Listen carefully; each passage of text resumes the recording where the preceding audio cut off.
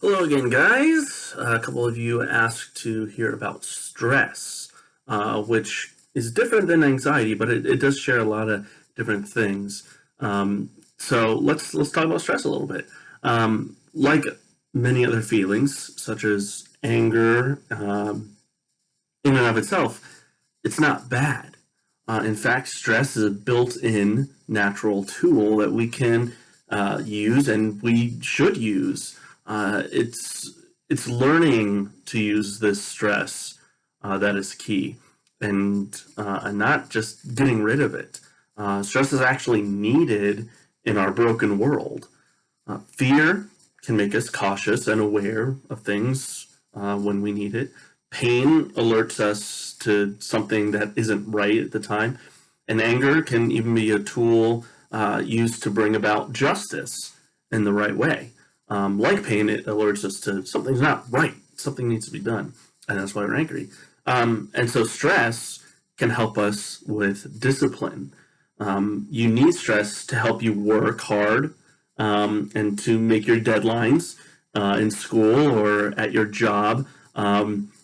There's a reason you feel stressed if you're driving and you realize you're late to school or late to work. That's stress in there because you realize, oh, I need to get there, and so it's using that stress and not letting it take us over. So like with a project, if you have any kind of project due or you're studying for a test or something, you have that innate desire to get it done right, and so you're stressed about it because you have that desire about getting it right.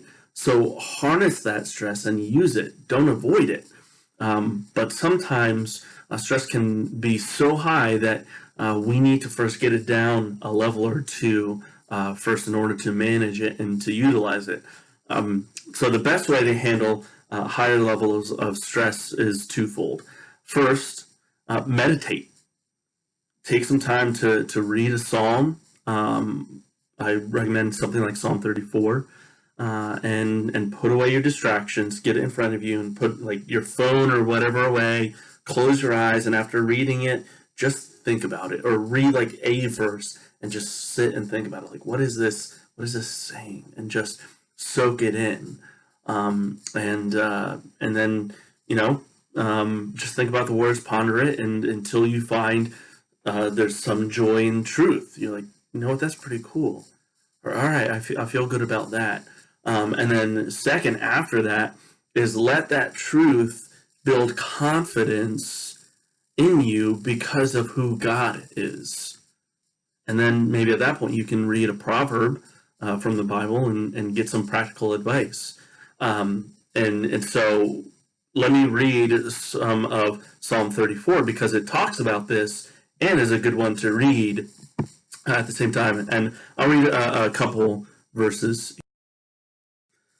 I prayed to the Lord, and he answered me.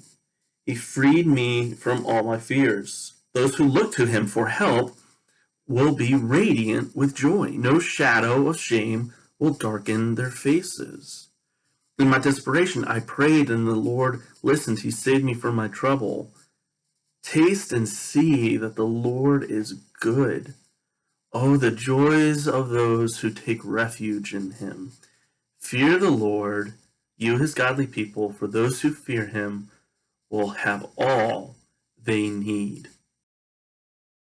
So you want to read something like the Psalms and ponder it so you do come to a place where you can taste and see that the Lord is good. It's not something we just force on ourselves and just be like, well, I guess I got to believe it and push through. You got to dig and find that out for yourself. And that's where your confidence then is going to come from.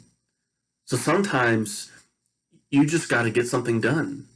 You got to make a decision. You can only do what you can do. You can't control your circumstances. You can't control the people around you and their reactions. So when it comes to decisions, make a decision. Use the stress to propel you and your discipline. And if you mess up, you mess up.